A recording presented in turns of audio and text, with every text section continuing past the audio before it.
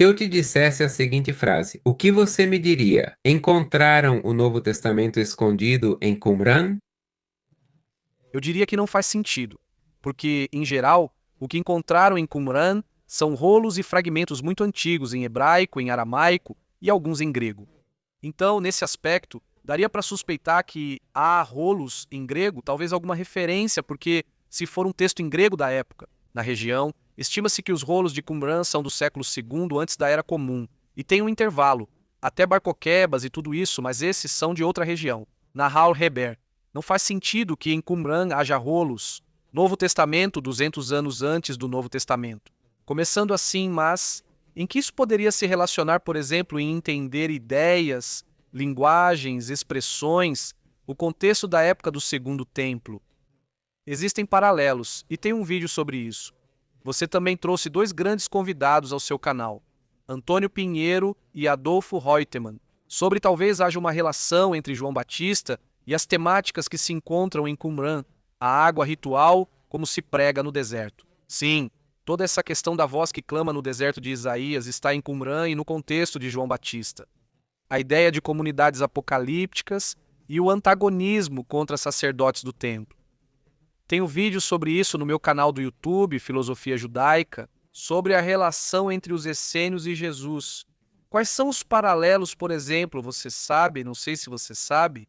Talvez quem assista ao vídeo diga que Jesus era muito rigoroso sobre o divórcio. E citam e tentam dizer, não é porque Jesus era um fariseu que pensava como Beit Shammai? Na verdade, quem diz isso talvez diga porque não estudou os textos de Qumran. Porque a posição de Jesus sobre o divórcio no Novo Testamento é muito mais próxima da de Qumran do que da posição rabínica de Beit Shammai, por exemplo. Então, além de que em Qumran se encontre um Novo Testamento, isso nos ajuda muito a entender as ideias da época.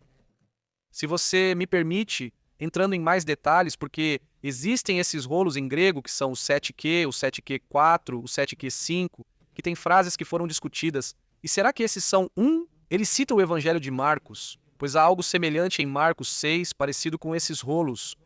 Esse tema já foi tratado por James Van der Kamp, que afirma que não, com rigor acadêmico. Aproveito para que o público conheça um pouco sobre mim. Atualmente faço mestrado de pesquisa em uma das melhores universidades do mundo nessas áreas. Eu estou agora fazendo um trabalho de pesquisa com a doutora Atar Livni, que fez seu pós-doutorado com James Van der Kamp. Por isso, eu estou recebendo parte dessa transmissão metodológica de como analisamos esses textos, de como chegamos às fontes. E algo que também queria te dizer, Oswaldo, aproveitando que você disse que já nos conhecemos há muito tempo como amigos, é que eu te parabenizo, esse canal que é Date Decisiones, porque você consegue, e eu já te disse várias vezes, mas queria que o público ouvisse. Agora que você conseguiu democratizar o conhecimento acadêmico para um público amplo, porque até o momento, né, a academia tinha sido englobada em uma bolhazinha de uma elite acadêmica lá nas universidades. Mas páginas como a sua, que não são como os divulgadores, aqueles charlatões do YouTube que falam erros e não estão atualizados, no seu canal não é assim. Você traz pessoas de alto nível. Outras páginas, como Investigando a História e Espaço Histórico, são rigorosas. Você se une a elas? O trabalho metodológico e sua divulgação precisam ensinar ao público a metodologia de pesquisa, conhecimento adquirido nas universidades. Jacó não é apenas rabino, além disso, é engenheiro químico. É alguém capaz de analisar a tinta e o carbono com a mesma profundidade com que analisa a lei judaica e a teologia. Outra frase que eu queria compartilhar com você. Os pergaminhos provam que a Bíblia que temos hoje é idêntica, letra por letra, à de 2000 anos atrás. Não é? Em Qumran, há variações do texto em relação ao que temos na Bíblia de hoje, e a Bíblia de hoje é chamada pela formulação que temos atualmente. É chamada de Mesorá, em espanhol, o texto massorético com a mesma raiz. Mas o que as descobertas de Qumran provam não é tanto se a Bíblia tem variações ou não, eu acho. Adolfo Reutemann aborda isso no livro do Peito de Abacuque, que recentemente vi em hebraico. A versão hebraica já chegou à universidade? Acho que você também já teve esse livro por aí, viu uma foto sua com o do Peito de Abacuque. Ele menciona na introdução que em Qumran há uma semelhança de cerca de 40 e poucos por cento, como 47%, com o texto massorético, por exemplo, no livro de Isaías. E assim, isso é muito, nas palavras do Dr. Reutemann, isso é bastante. Então, o que podemos dizer? Chegamos ao entendimento de que existiam alguns textos proto-massoréticos. Há quem fale do texto proto-massorético, na verdade, eram muitos textos proto-massoréticos. Então, não acho que devemos simplificar. Também a ideia de que, pelo fato de haver variações em uma seita no deserto, isso também não invalida a Bíblia que temos hoje. Não funciona assim, porque nem sei se o público tem consciência disso. E, na verdade, eu estava justamente lendo alguns dos textos de Qumran aqui.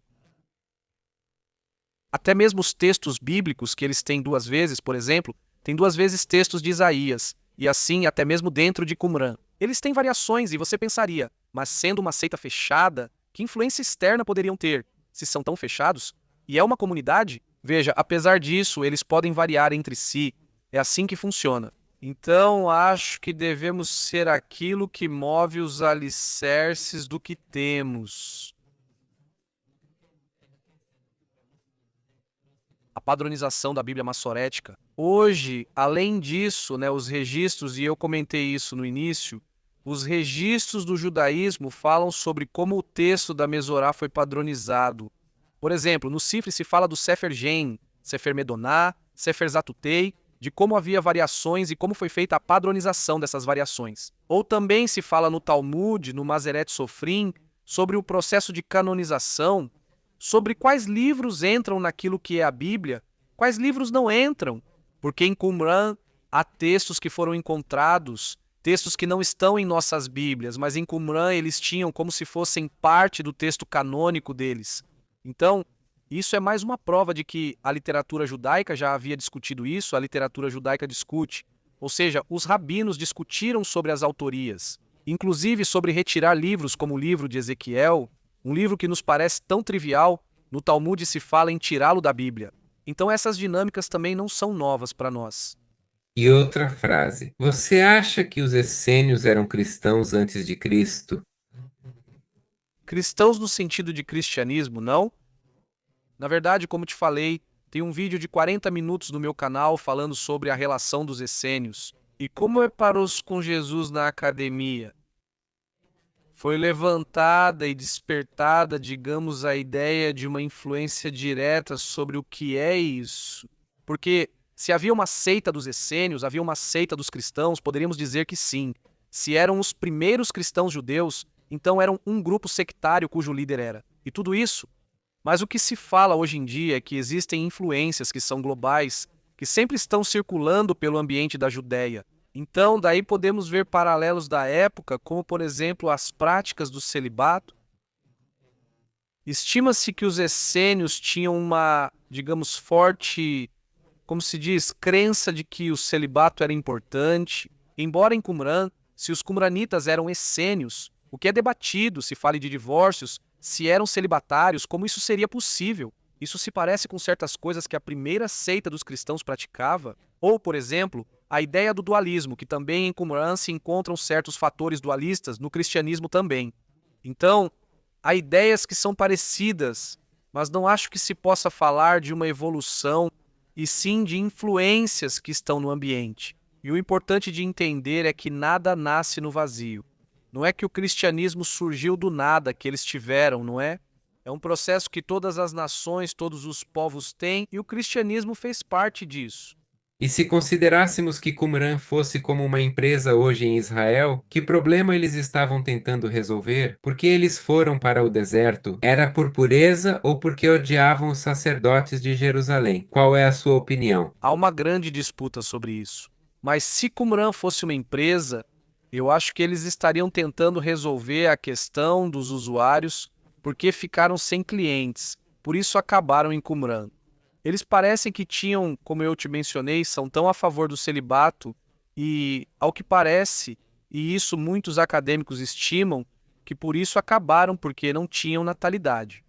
Então isso é o que acontece em uma empresa. Quando você não tem clientes, sua preocupação é buscar clientes. Então eu acho que se eles fossem uma startup israelense, estariam justamente pensando, como conseguimos novos adeptos? Porque se não nos reproduzimos, não temos natalidade, então acabamos. Mas isso faz parte da visão apocalíptica. Sim, eles foram para o deserto por questões políticas, não tanto por ódio ou por falta de ódio, mas sim pela disputa política. Porque os asmoneus assumiram a liderança do templo após a revolta dos macabeus, e quem assumiu o sacerdócio do templo foi uma família. Os qumranitas diziam que eles não eram descendentes do Beit Zadok, da casa de Tzadok, que era um sacerdote. Então, os qumranitas diziam que os hasmoneus usurparam o templo, por isso eles foram para lá, eles partiram. Então, as pessoas hoje, na modernidade, quando ouvem o conceito do Templo de Jerusalém, acham que é religião, mas na antiguidade não havia diferença entre religião e política, né? Era a mesma coisa. Hoje em dia, isso é separado por causa da modernidade. Religião e Estado, igreja e Estado eram antes a mesma coisa. O que aconteceu é que havia um debate justamente sobre a liderança política, espiritual e religiosa de Israel, e por isso decidiram se mudar, então foram para o deserto. Não tanto por ódio ou por interpretação bíblica, mas por uma discussão de cunho político. Basicamente, As pessoas esquecem que antes de ser palavra de Deus, o texto estava escrito em pele de animal morta.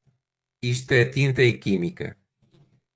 Você, como engenheiro químico, quando olha, ou hipoteticamente, não sei se já viu um rolo ao vivo em algum lugar em Israel, o que você vê que as pessoas comuns não veem? você está certo, pois quem entende de música não ouve só barulho ou sons ao escutá-la. A pessoa ouve acordes, ouve compassos, ouve equalizações.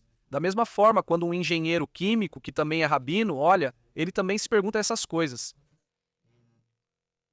Os rolos. Eu, de fato, também sempre me perguntei sobre as tintas. Aliás, tem um canal que também aborda temas muito bons no YouTube, que é o Instituto Critéria.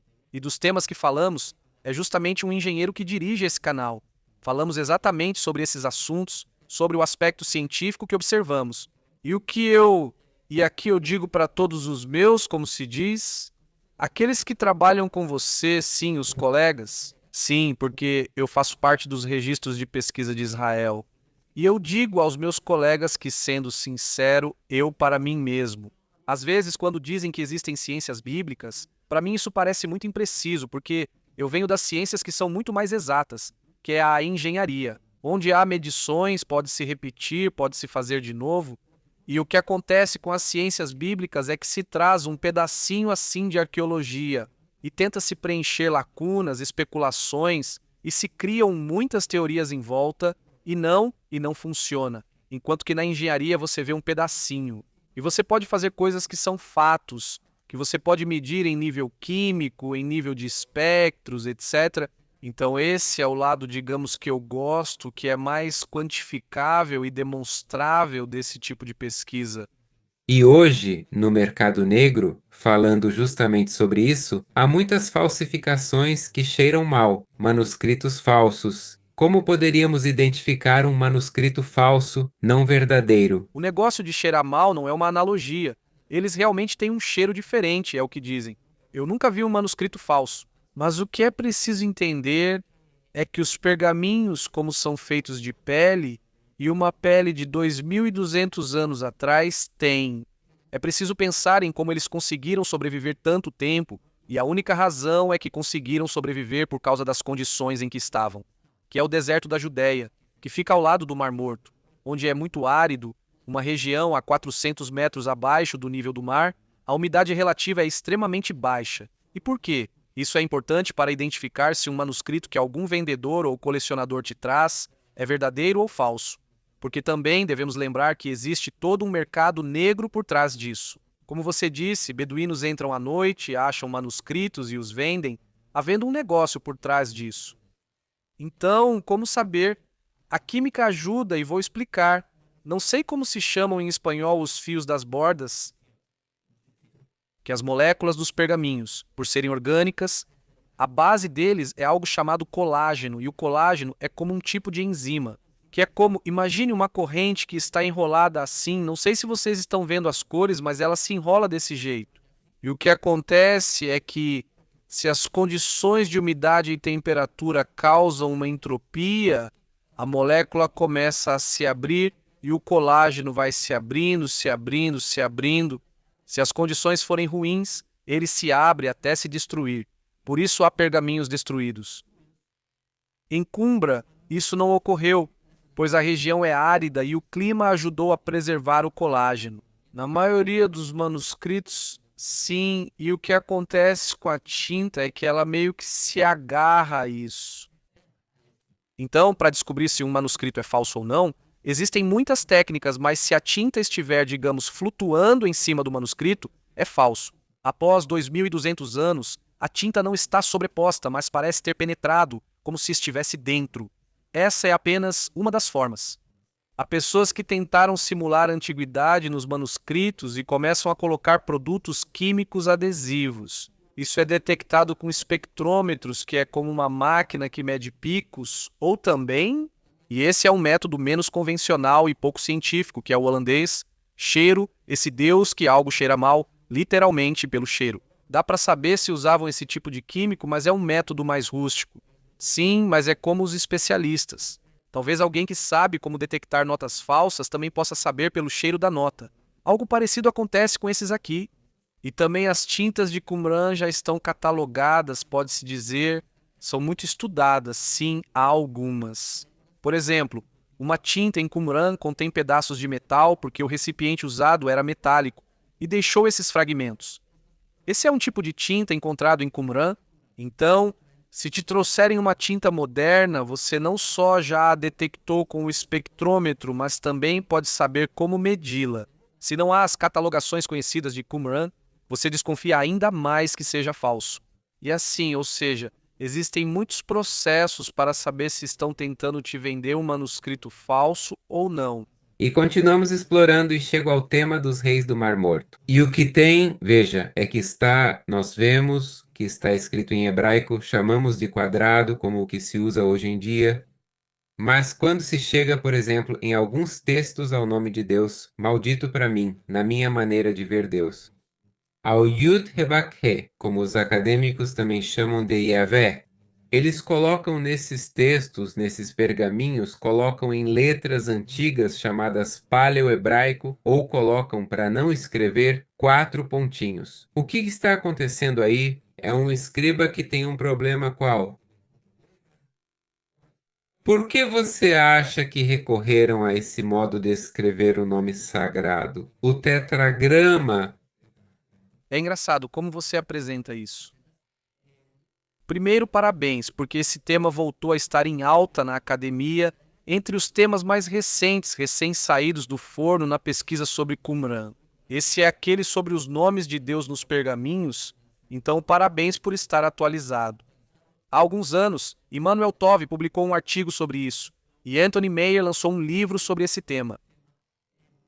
Ok, o texto, como você diz, o quadrado do hebraico que as pessoas conhecem, eu vou chamar de Kitav Ashuri, ok? Kitav Ashuri. E o paleo-hebraico que me assírio, Não, certo. Ashuri é Assíria, mas Ashuri é por direito, é porque é reto. Então por isso Ashuri porque é reto, não por assírio. Embora possa ser o outro que é uma escrita diferente, que é mais antiga, digamos.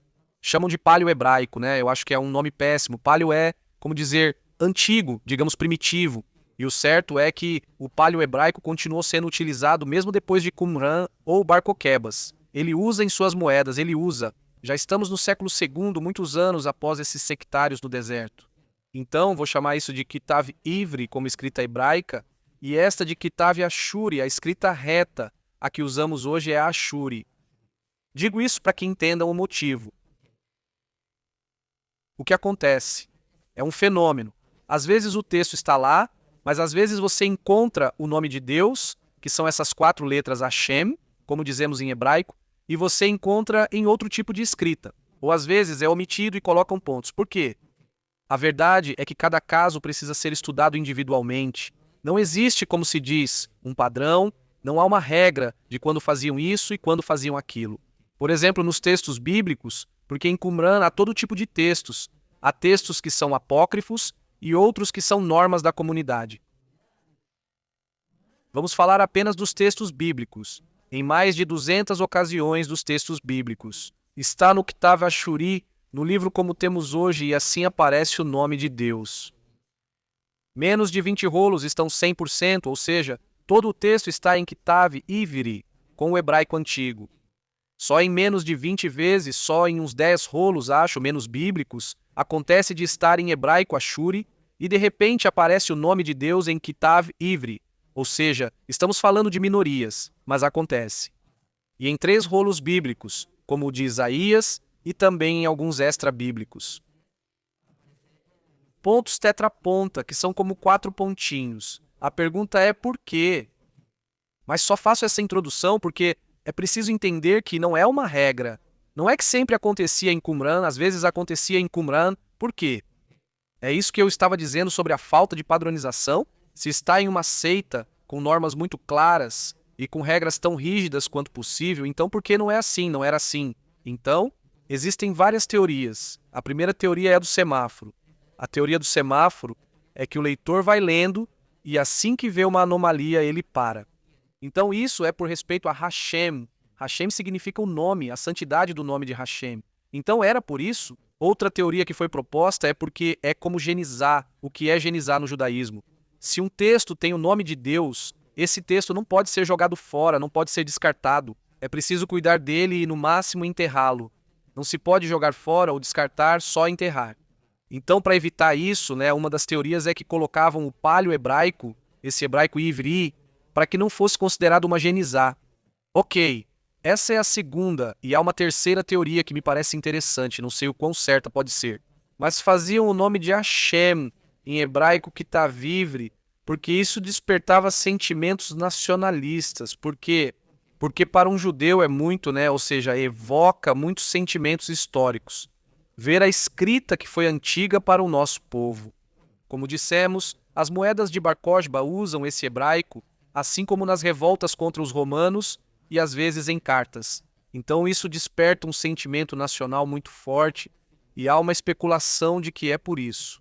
Então, seja qual for a teoria correta, talvez todas estejam certas de propósito, mesmo que algumas se contradigam, seja qual for a teoria. O que é importante ter em mente é que, se escreviam diferente, é porque tinham muita reverência pelo nome de Hashem. Sim, há uma discussão entre Manuel Toviente e Shmariahu Talmon sobre esse tema. Por exemplo, em um dos pergaminhos, o texto está em hebraico, mas há espaços em branco onde deveria estar o nome de Hashem. Vai o nome do tetragrama, que é o nome de Deus, e eles não preencheram. Há outros em que é preenchido de forma diferente, então há um texto, inclusive acho que são 2 pergaminhos em que também está em hebraico e também em hebraico, que está misturado. Então não há um padrão, então talvez haja uma hipótese de que não, que um escriba deixava os espaços e outro escriba os preenchia. Por quê? Porque você precisa de muito mais habilidade, você precisa de parênteses. Até hoje, na lei judaica, para escrever isso se chama um sofer, um escriba. Quando ele escreve, por exemplo, os tefilim ou mezuzá nas paredes. Ou escreve um rolo da Torá, quando escreve o rolo da Torá.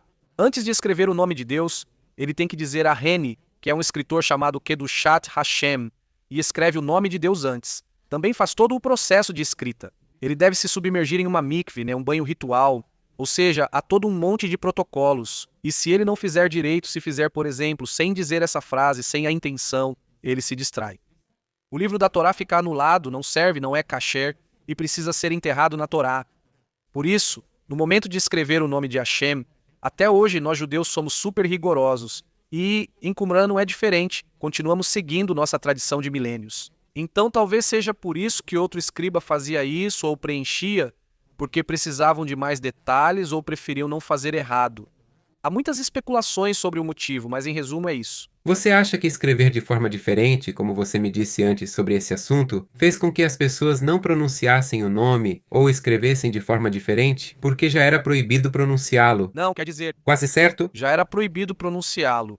O nome de Hashem em Qumran, na verdade, aparece explicitamente nas regras da comunidade. Está escrito no 4QS que diz: aquele que pronunciar em voz alta o nome respeitado, sua punição será a expulsão da comunidade. Então, o Ihad e a comunidade qumranita também expulsavam quem dissesse esse nome em voz alta? É o que diz aqui. No Templo de Jerusalém era o único lugar onde se dizia em Jerusalém o Kodesh HaKodeshim, no Santo dos Santos, que é o lugar mais sagrado de todo o templo. Aí está o que é o Cedra Boda. E isso está na Mishnah, no Masej de Yomá, que fala sobre como o sacerdote dizia o nome. Mas definitivamente já era uma proibição. E, por outro lado, se não fosse escrito, para as futuras gerações, o nome iria se perder. A pronúncia Senhor. A pronúncia, claro, e a letra, mesmo que se coloquem 4 pontinhos com ela. Imagine, na sua opinião, de quem são os rolos do Marmon. Eles são patrimônio judaico, cristão, palestino ou da humanidade? São textos dos tempos dos nossos ancestrais, isso não há dúvida, é indiscutível. Falam das mesmas aspirações, por exemplo, a vinda do Mashiach, a reconstrução do templo. Alguns até falam das aspirações que eles tinham naquele momento de luta contra os romanos, os Quitim, assim eles são chamados, para libertar nacionalmente Israel. Atualmente, podemos dizer que alcançamos muitos dos objetivos de Qumran, não tão escatológicos e, digamos, fantásticos em nível apocalíptico, mas sim a ideia de restituir, em muitos aspectos, a nação. Acredito que são de Israel, mas também para o mundo, já que grande parte dele está influenciada. Por isso, digamos, o ambiente em que esses textos são escritos. Na verdade, a pesquisa sobre o que se conhece como Jesus histórico, e sejamos sinceros, Jesus é uma figura muito importante para muitas pessoas. A pesquisa sobre esse personagem e tudo o que envolve as ciências bíblicas e todo esse fenômeno, embora já no século XIX tenham tido um auge, houve uma queda. Mas com a descoberta de Qumran, tudo voltou a ganhar força novamente, os apócrifos e como se tudo fosse recontextualizado sobre o que acontecia nesta terra há 2.200 anos. Então me parece que também desse lado, de certo modo, é a humanidade. Se você pudesse viajar no tempo até uma caverna de Qumran e perguntar a eles, ou até mais de uma caverna, mas à comunidade, e se pudesse fazer uma única pergunta àqueles escribas, qual seria? Ótimas perguntas, se eu pudesse viajar no tempo. Acho que eu perguntaria, bom, se fosse só uma pergunta, sim, mas eu perguntaria de modo geral se eles lutaram contra os Seleucidas na revolta dos Macabeus, ou seja, se participaram. E a segunda, se eles vão ajudar os judeus a lutar contra Roma para libertar Israel. Essas seriam as perguntas para entender onde eles estão na escala, mas seriam mais de uma pergunta. Eu faria um pedido a eles, pediria um favor, pediria que, por favor, escrevessem mais textos e os escondessem bem. E eu diria a eles que em 2 milênios Israel vai voltar, e explicaria. Vamos ser espalhados, vamos passar por coisas muito difíceis, 2.000 anos, mas vamos voltar. E que a memória de vocês, cumranitas, mesmo que vocês tenham tentado se distanciar de todos indo para o deserto, a história, ou Hashem, vai obrigar vocês a serem parte do povo israelita novamente, em museus, em manuscritos, mas vocês vão voltar a ser parte íntegra de nós. Vão ser uma coluna muito importante nossa no nosso eto, na nossa pesquisa, na nossa forma de como vemos agora o texto da Bíblia. Obrigado a vocês por esconderem esses textos. Escondam mais para que revelem mais sobre o mundo e a visão de nossos ancestrais há 2.000 anos. E eu diria a vocês que a casa de Tzadok, por isso não caiu, aquilo que eles tanto queriam, que era restituir a casa de Tzadok, justamente se tornou um dos nossos pilares para entender nossa história. Palavras muito bonitas, na verdade. Bom, Yaakov, chegamos ao final, não sei se você quer se despedir. Obrigado a todos vocês. Continuem estudando, façam isso sempre para buscar a verdade. Eu, como pessoa que sou crente, rabino e também atuo no campo de pesquisa. A meu ver, não vejo tanta tensão entre os dois campos, embora possa existir superficialmente. Mas é por isso que o estudo ajuda muito a saber esclarecer como manter esses dois mundos. E também, como cientista, eu digo que é outro mundo que também pode ser desafiador. Então, obrigado a você, Oswaldo, pelo espaço e por manter um público em um nível intelectual tão alto.